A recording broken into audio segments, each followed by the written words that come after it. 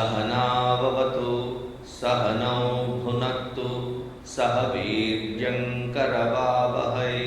तेजस्विनावधीतमस्तु मा विद्विषावहै। ॐ शान्ति शान्ति शान्तिः। गुरुर्ब्रह्मा गुरुर्विष्णुः गुरुर्देवो महेश्वरः गुरुरेव परं ब्रह्म तस्मै श्री गुरवे नमः। तस्मै श्री गुरवे नमः। ॐ आप्यायन्तु ममाङ्गानि वाक्प्राणश्चक्षुः श्रोत्रमथो बलमिन्द्रियाणि च सर्वाणि सर्वं ब्रह्मोपनिषदं माहं ब्रह्म निराकुर्यां मा ब्रह्म निराकरोत्। अनिराकरणमस्तु अनिराकरणं मेस्तु तदात्मनि निरते य उपनिषत्सु धर्माः ते मयि सन्तु मयि सन्तु। ॐ शान्ति शान्ति शान्तिः।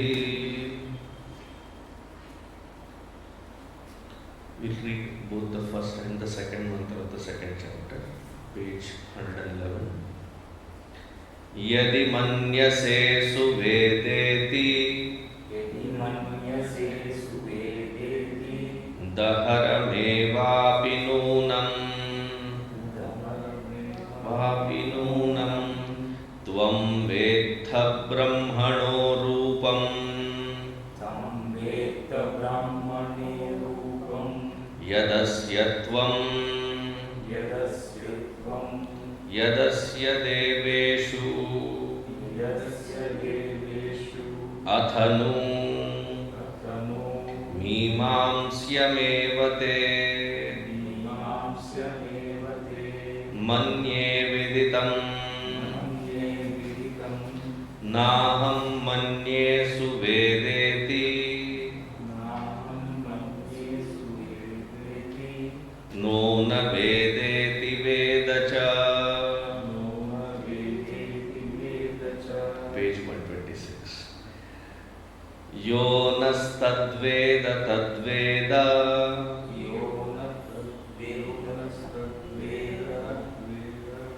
नो न वेदेति वेद च।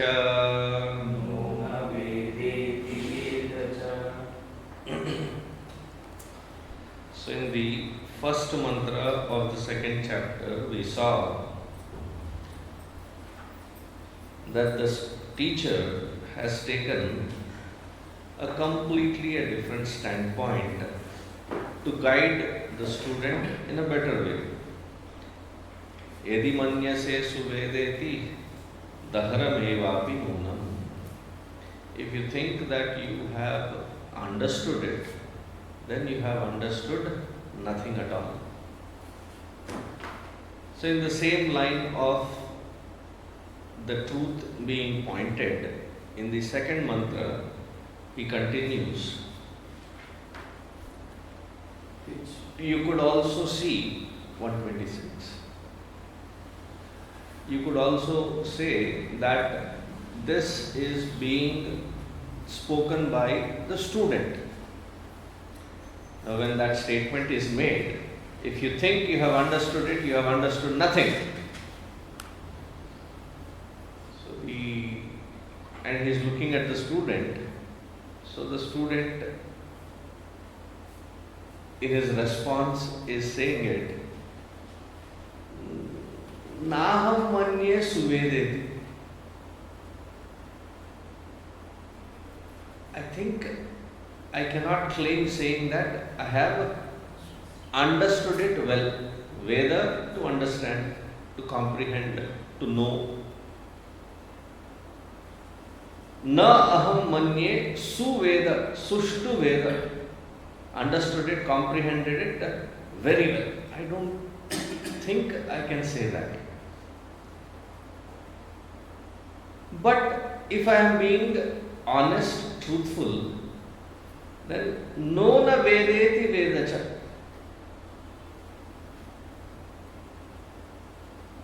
I have to also put across the thought that maybe I did not understand it well either. No na vedeti vedacha. And maybe with what you are saying, if I grasp it well, amongst us, maybe there are several students, amongst us, Yonas Tadveda, the one who says both aspects. What are the both aspects? Tadveda na veda iti saha eva vedaha. The one who says that I have understood it but not understood it, maybe that person has understood it.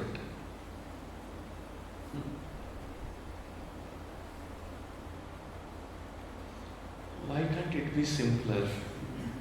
Why can't it be straightforward? Why does it have to be with such, in Hindi we would say, ghuma phira ke? It looks more confusing than contradicting. So the mantra has to be understood well. Because I think the student has grasped one aspect. What is it? The teacher said, Yadi manyase suvedeti dahram evapi nunam. So the student is also like, in all sincerity, he says, I think naham manye suvedeti. It is the very intellect that is speaking. I have tried grasping it, but the intellect fails to grasp. Up until this point, there was complete logical sequencing, thoroughly based in reasoning. Up until this point, logic doesn't fail. It's a very robust system that up until here, there was logical approach. And in that logical approach, when we further tried pursuing beyond this point, the intellect fails to understand.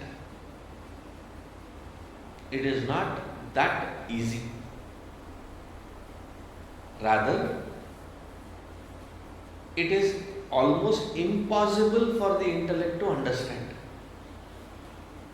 Therefore, I can say, na aham manye suvedeti. I am very clear that the intellect cannot grasp it. It cannot comprehend it comprehensively.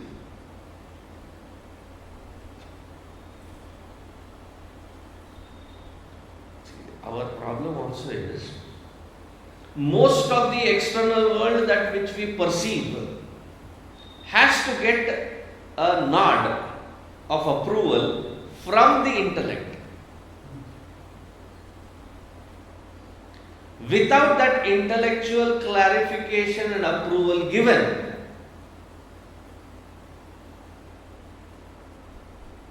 we can't proceed further. वो अंदर ना एक खलबली मची रहती है. It is constant disturbance. And you can do this experiments in several layers. As simple as, whenever you pick your head up, there is somebody looking at you. And you see, once you pull your head down, again you see with the corner of your eye, they are still seeing you. Say, kya hai? Because you don't understand what that stare means. It has to be comprehended.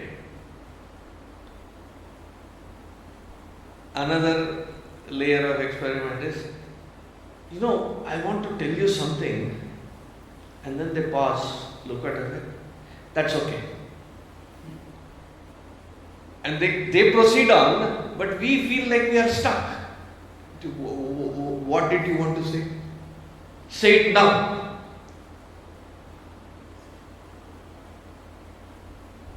Or if there is a text message conversation happening, WhatsApp message or whichever platform, and then in between you had a phone call and then you came back to the message, you see 2 deleted messages. What is our first question that we ask? What is that message? What is that message that you deleted? And if you don't want to share it, no, it was wrongly posted here, it was meant somewhere else.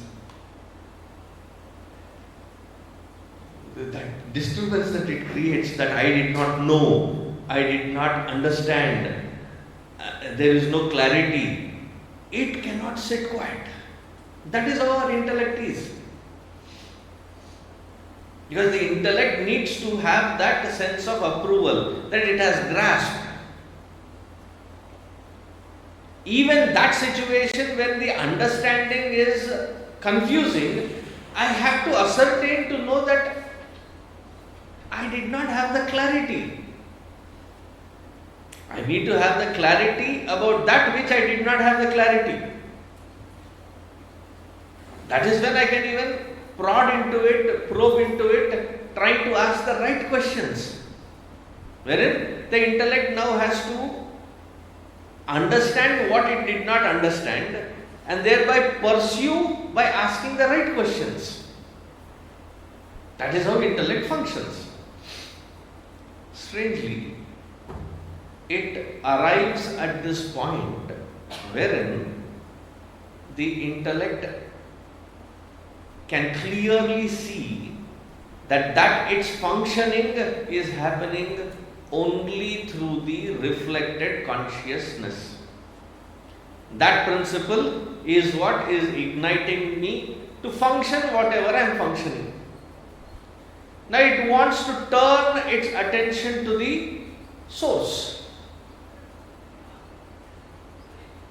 And it as though freezes. It cannot comprehend the source. So student is rightfully saying, Naham manye suvedeti. I don't think my intellect can grasp this. So the teacher is like, but then you can understand if the person is asking you to clarify it further without having asked it, just by the facial expression. So the student continues, no na vedeti vedacha. I cannot claim that I did not experience it.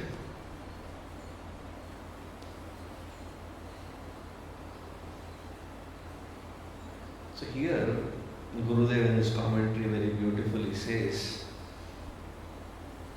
to take you till that point, logic helps, reasoning helps. From there, the pure intellect's intuition guides it. Intuitively it turns, and then in that bright white light of conscious principle illumining, it just merges into that illumination.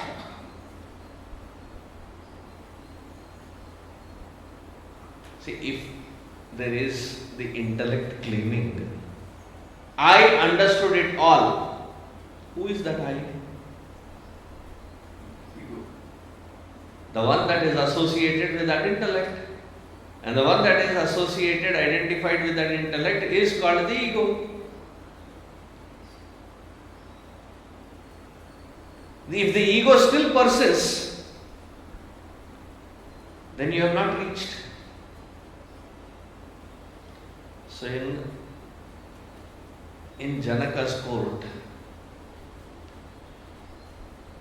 he has 1,000 cows with calves. Each one of those 1,000 cows have 1,000 calves, and they have been decorated nicely, loaded with golden abharana.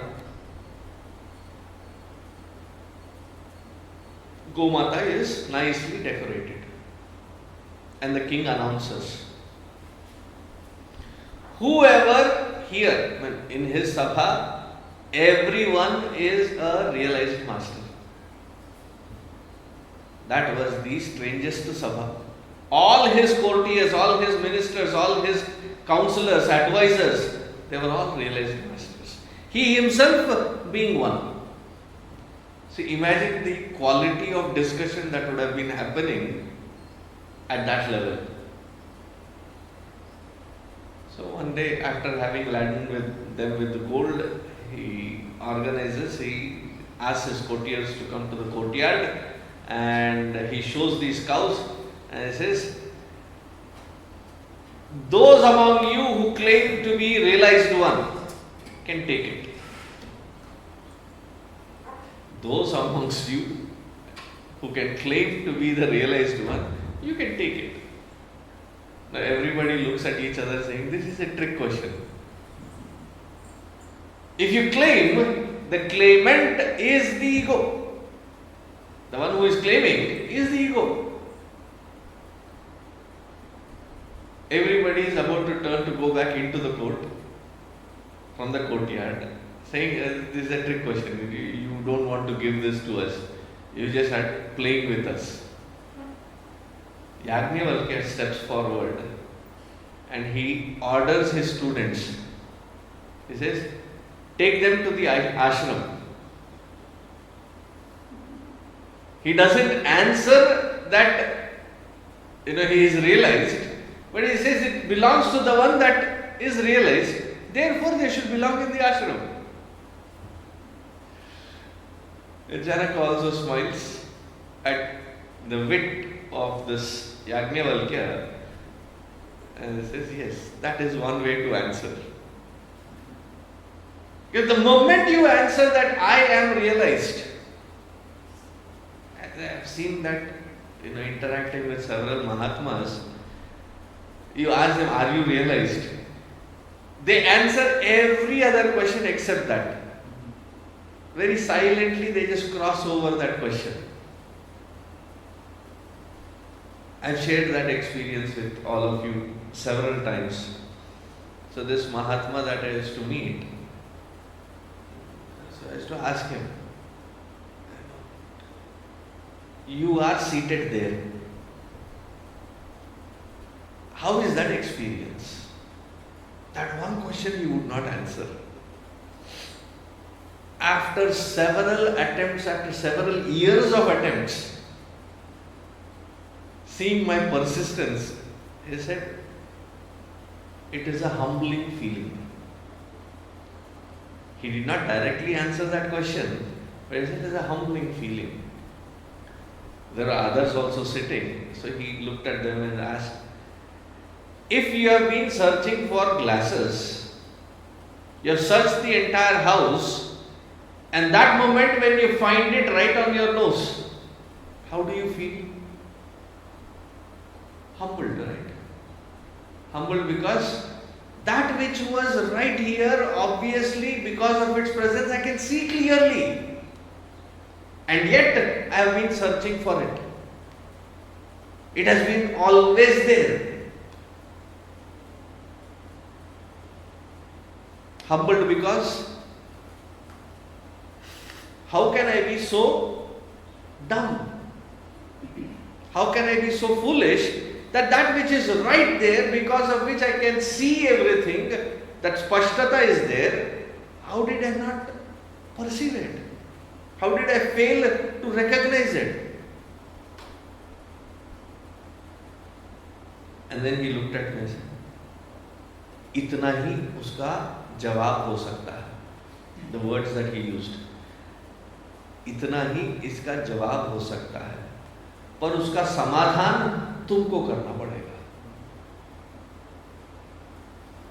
And I looked like, This was like again play with words. I looked at him without asking a question with a question mark face. गुरु जवाब ही दे सकता है, उसका उत्तर तुमको करना पड़ेगा. Both the words samadhana and uttara, very beautiful words. That which is pointed, samyak adhana, you have to abide in it as your personal experience. Beyond that, nobody can point.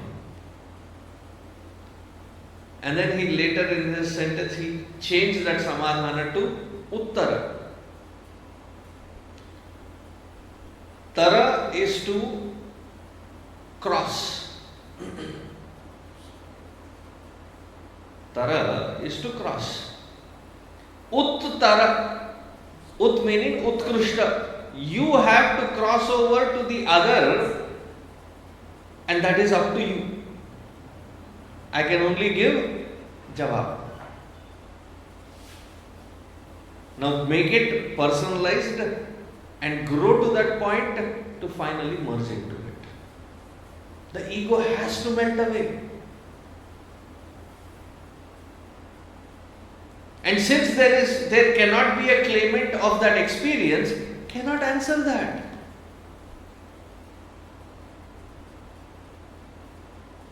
Have you ever attended a Malayali wedding? Proper Malayali wedding. Malayali Hindu wedding. Before I became a brahmachari, I had a Malayali friend. I still have him. He invited. So we went.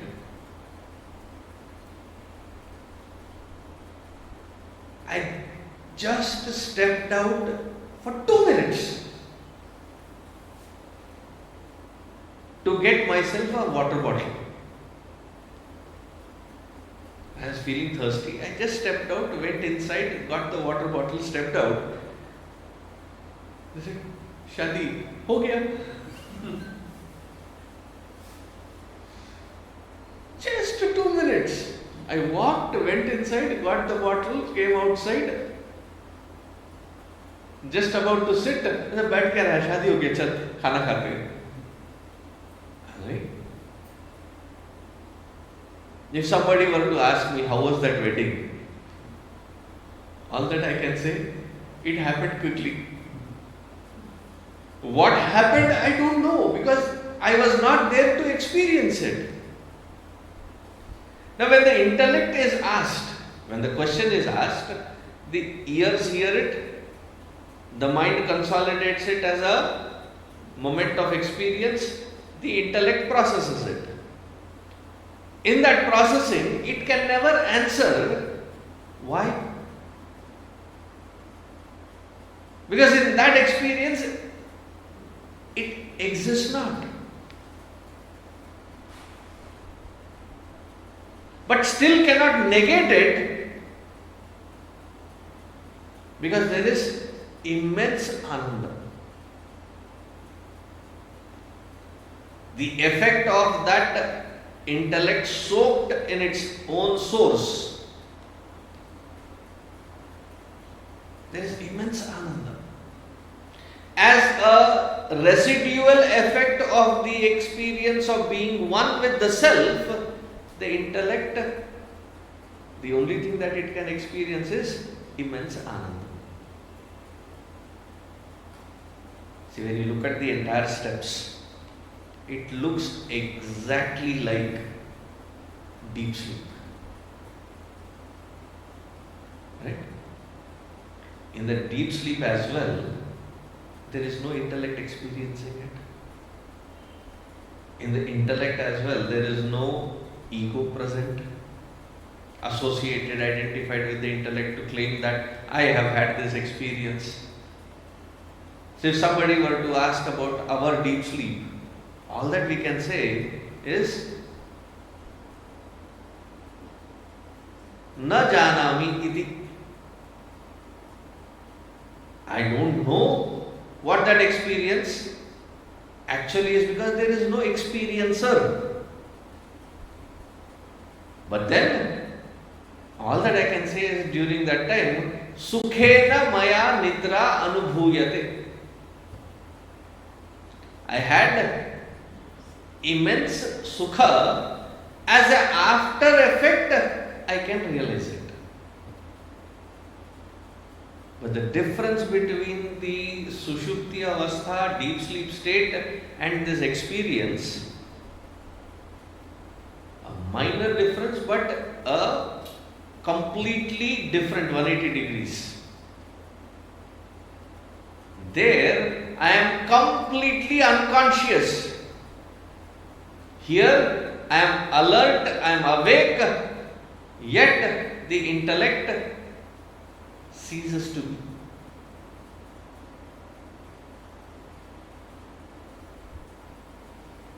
Here, I will go into one more step of subtlety. Tough logic, but pay attention.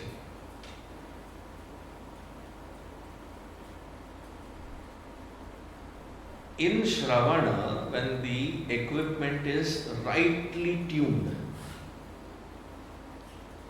equipment of the mind and intellect is rightly tuned, it is filled with sattva guna, where there is absolutely no distraction. And when the Upanishad through the Guru points to us that you are this and this alone, other than this you cannot be anything else. Jnana happens.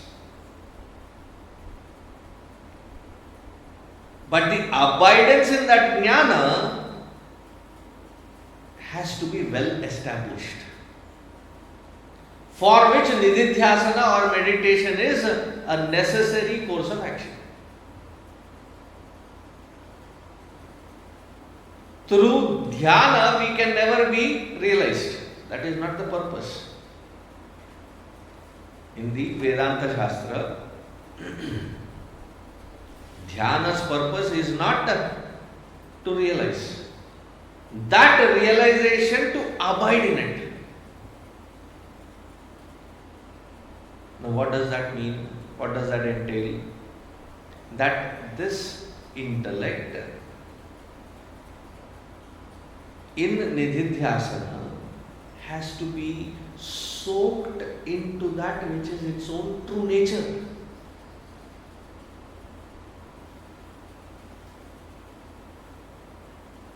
What are we seeking? What are we searching?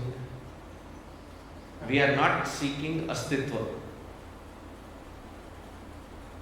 Because I am is a very profound experience of each individual. I exist is a very profound experience. I know that I exist is also very profound. One is Sat, the second is Chit. I know I exist, but exist as what? Most of us exist as the body, as the mind, as the intellect, as the relationships, as the whatever is the attachment that I have. Detaching from all of this is one step. Then attaching ourselves to that.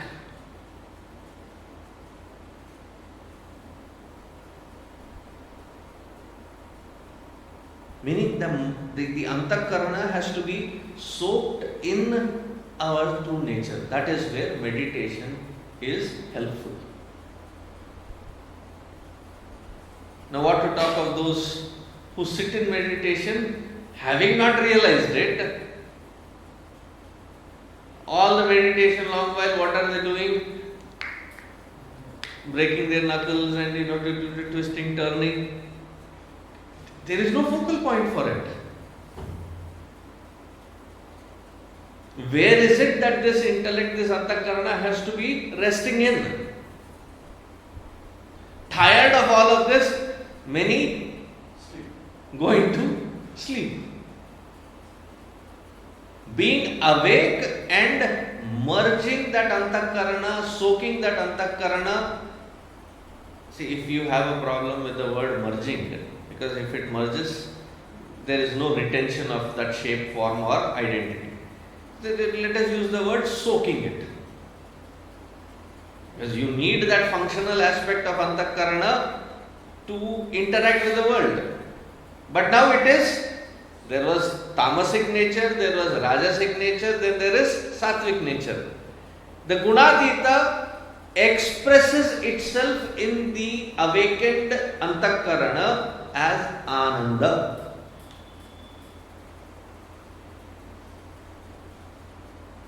Most of the sukha that we have has a karana.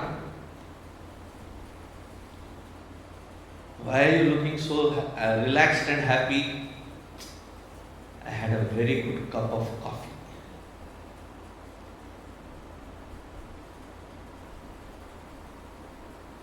One very intelligent fellow. Why are you happy? Swamiji, I met you, no? For whatever sukha, there has to be a karana. This ananda is akarana. There is no karana for it. Why are you happy? I am. Therefore I am happy.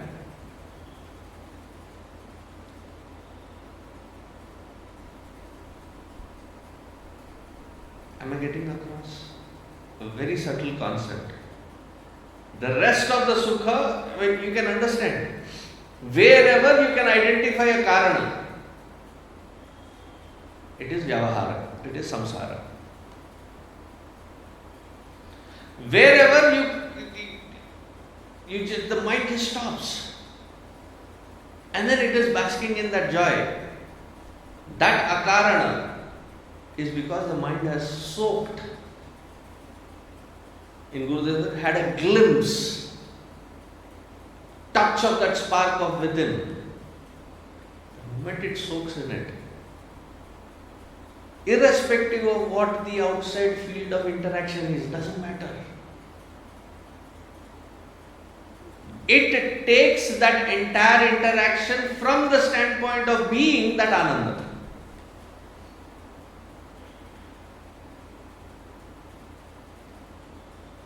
To remind this to the sadhaka when they take sannyasa, what is one aspect of their name? Ananda. भाई अब नामकरण भी आनंद है.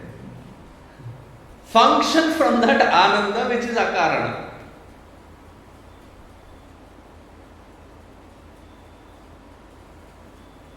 Am I getting across? So when you look at this from the intellectual standpoint, you say, Naham manya suvedeti. I don't think. As an intellect, I can grasp it. But is it something that which cannot be my immediate, intimate, subjective experience? It will be.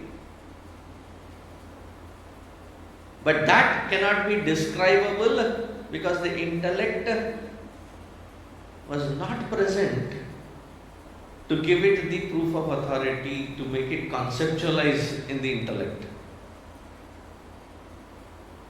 So therefore the student is saying, I cannot say honestly that I did not experience. I did, but not as the vyavahara or the samsaric way of experience, wherein there is the experienced, the experiencer and the experience. There just is the reminiscence of that because the antakarana is soaked, not laced, soaked. You have those different colored chocolate little tidbits you get. What do you call it? Gems. Here you call it gems, there you call it eminence. So they are laced with the sugar coating on the top. Rasgulla, gulab jamun, They are not laced. They are soaked. Inside, outside, there is only one rasa. That is how the antakarana has the effect of that, wherein there is only ananda, but that ananda has no cause to it, no causation to it. Therefore, I cannot honestly say I don't know, because I have the experience. Swanubhuti is there. But poor fellow, the intellect is incapacitated to narrate it as an experience. Is the dichotomy understood in the first sentence? So the first sentence is saying, Naham manye suvedeti, no na vedeti vedacha. Therefore, those among us who will have this kind of experience wherein they understand the incapacity of the intellect, thereby saying, I do not understand it as a concept, but can tell you that I know it as my own intimate swanubhuti. Therefore, the scriptures had to invent one more word, aparokshanubhuti.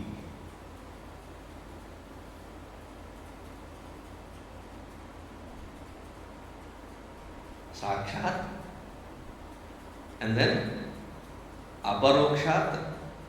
This is aparokshanubhuti. That which is my own experience of my own self, where the experiencer, the experienced, and the experience itself is one and the same.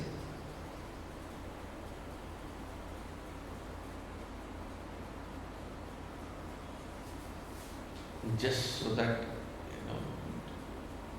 this concept is understood, I'll give you a very mundane experience, which we all must have had. My teeth bite onto my own tongue. What is the experienced? My tongue. What is the experiencer? My teeth. Who is experiencing? Myself. Very painful. Can there be such experience wherein the experiencer, the experienced, and the experience is one and the same? To symbolically guide the mind, there is that beautiful depiction wherein the samsara is in pralaya, meaning the samsara is being dissolved, and on the leaf is Bhagavan Krishna floating.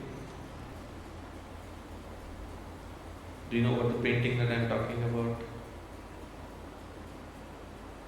Vata Patra Shai. It is not Sa, it is Sha. Shai. Shayana. The one who is lying down. What is the uniqueness of this particular painting? Mostly the uniqueness is in the Tanjore painting. You will see that the world is dissolved. All that which exists is Krishna Paramatma, that Ananda Chaitanya. What is he doing? What is the uniqueness? He is sucking on his own toe, the big toe, indicating that when you are experiencing yourself by yourself, the samsara deluge, it vanishes.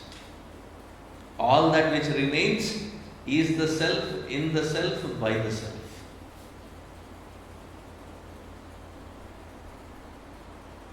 There is nothing other than the self.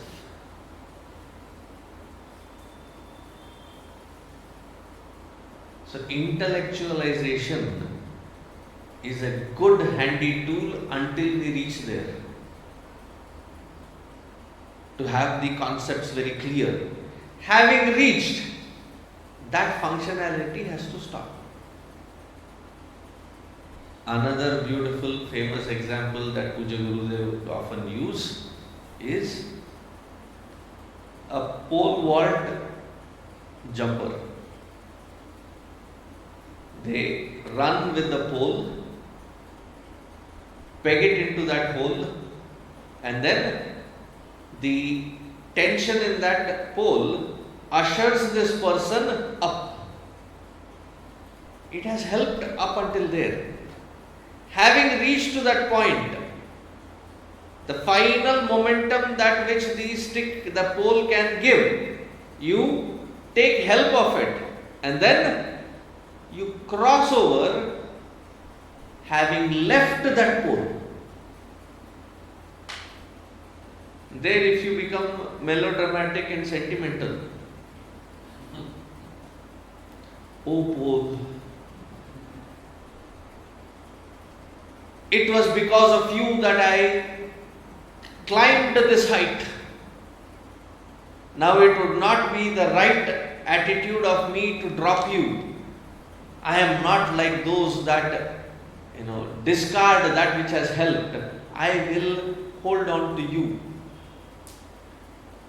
The pole will anyway fall.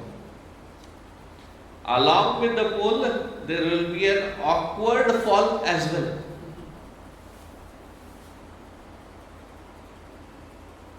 Similarly, the intellect which ushers us to that height, takes us to that height, having reached to that height, one has to disidentify from that.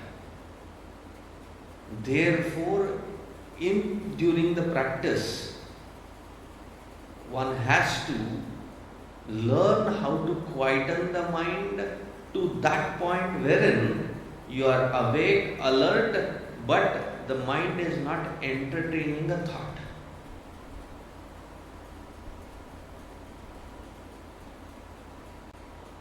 For all the sophistication that we claim, it can be summed up in 2 phases of our antakarana. That is only 2 phases that which we have an experience of. Busily engaged, the moment we discontinue the engagement, we go into sleep. Either I am awake and engaged. The moment there is a discontinuation, it slips into sleep. Now, what is it that we have to teach to this antakarana?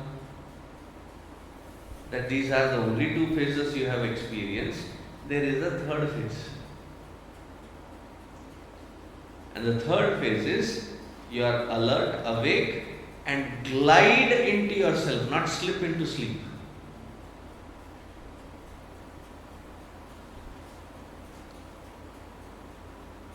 See, there are some extreme sports, as they call it. And you do like bungee jumping. There is an elastic rope that is tied and you jump off a cliff. You go up and down a couple of times and then they pull you back. Extreme. Why? If the rope snaps, yadgatva nanivartante tadhama paramam tava. There's a point of no return. Extreme. Skydiving. Tandem diving, meaning you are tied to someone else who is experienced and they glide it and you reach safely. It's okay. It still takes a courage to jump off from 30,000 feet.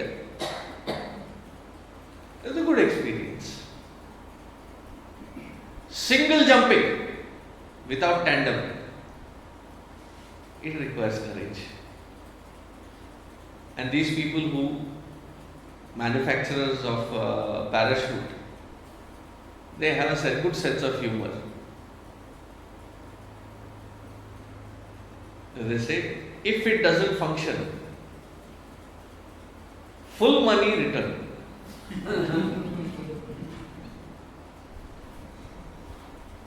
The person who has to claim it should be there to claim the return. Extreme sports. There is one more called hand gliding. Hang gliding. So there is the huge paraphernalia and you take it all the way to a cliff and from there you run holding on to it and then jump off.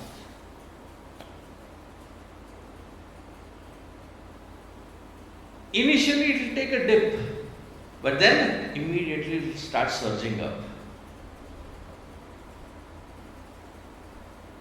That is what the intellect has to do on the seat of meditation. Jump off the cliff of samsara to glide into its own nature.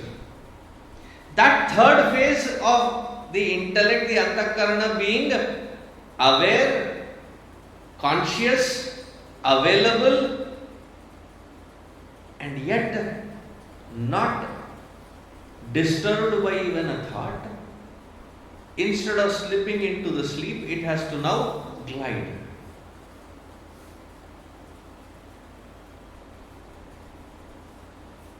It has never been our habit. Antakarana never has that habit. So much so that if the antakarana experiences peace, that there is nothing disturbing, we are scared of that peace. Pata nahi Swamiji, it is eerily quiet. Bhayam hai Swamiji.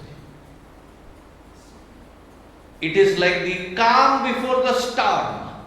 Something bad is going to happen. The only bad that is going to happen is you are going to ruin that peace.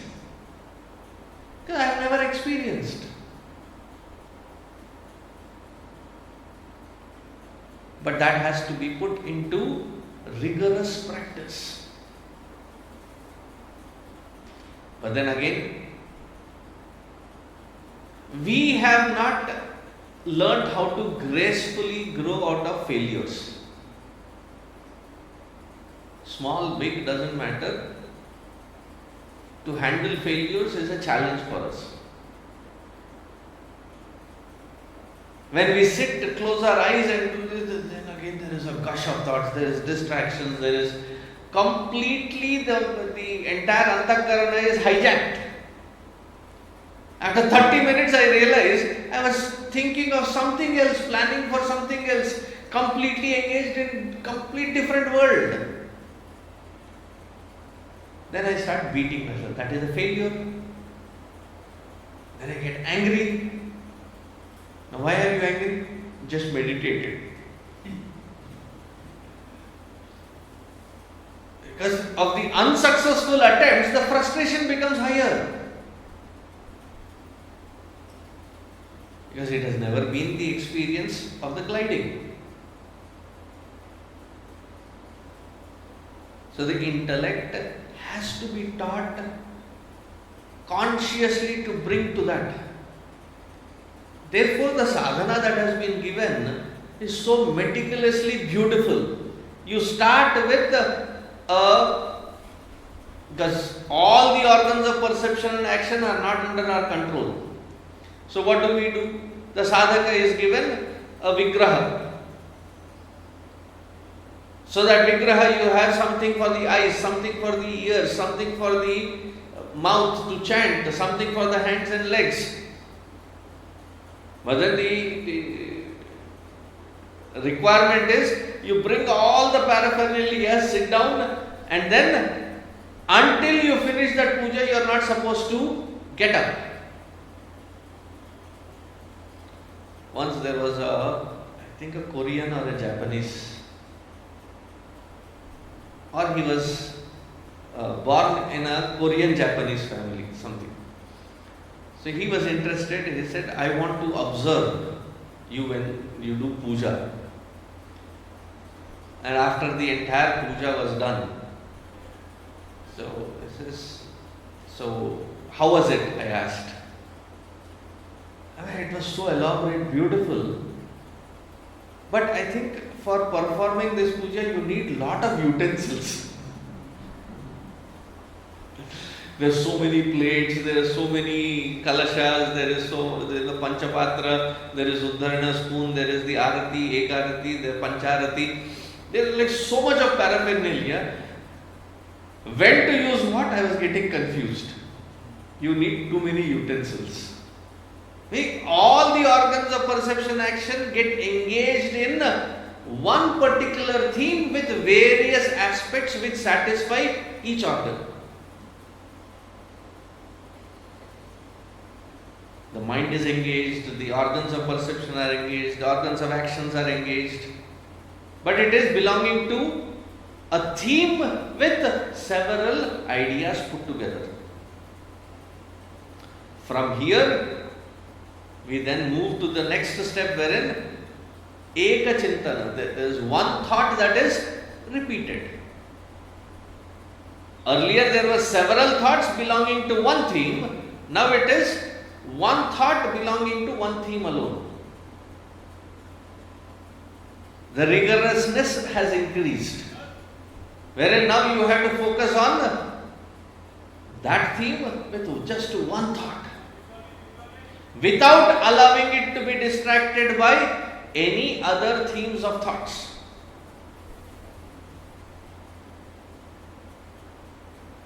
This itself is difficult. The next stage, here it is thought repetition. The next stage is one thought retention. Aham asmi, I am, and you stop there.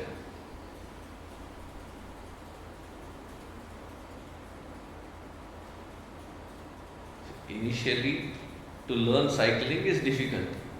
You fall, you have several bandages, and then you learn how to balance it while you are riding it. In cycling, what is the most difficult? To be on the cycle without a stand, with your 2 feet up, and having a sense of balance wherein the wheels are not rotating, you just are still.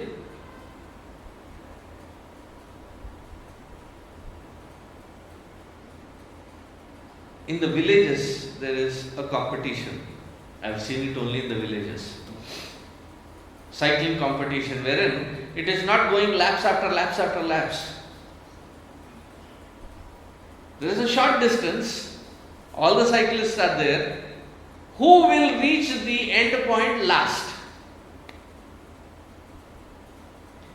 And while you are attempting at it, you fail if the cycle falls, you fail if the 2 feet, even if 1 feet touches the ground.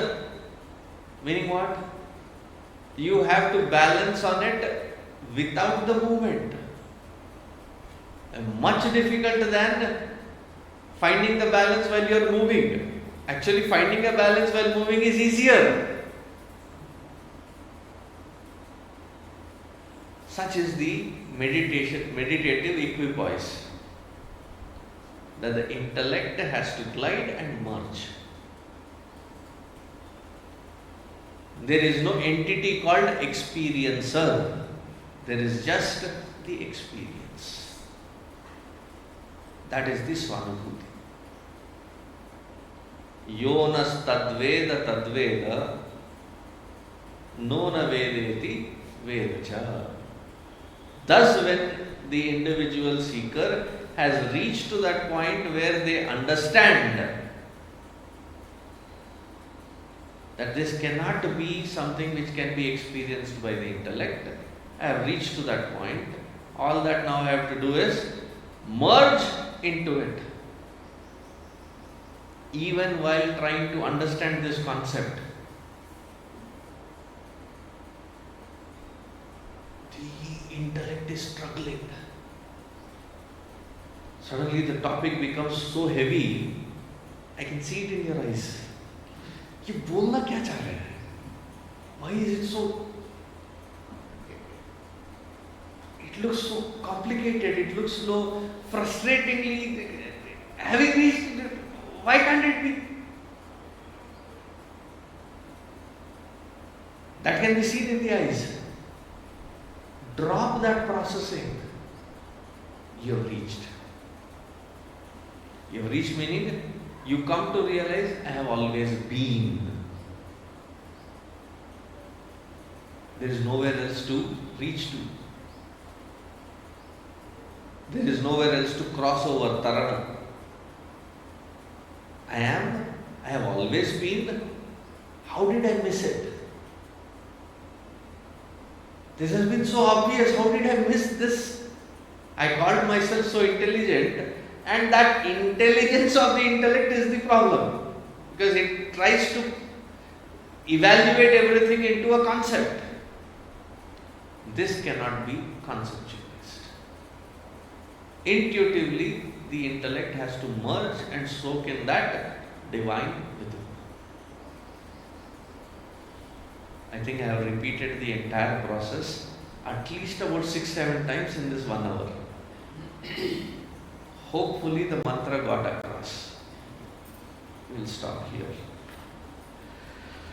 Om Sarve Bhavantu Sukhinah Sarve Santu Niramayaha Sarve Bhadrani Pashyantu Ma Kasyat Dukha Bhag Bhavet Asato Ma Sadgamaya Tamaso Ma Jyotirgamaya Mrityorma Amritangamaya Om Purnamadah Purnamidam Purnat Purnamudachyate Purnasya Purnamadaya Purnameva Vasishyate Om Shanti Shanti Shanti Hari Om Shri Gurubhyo Namaha Hari Om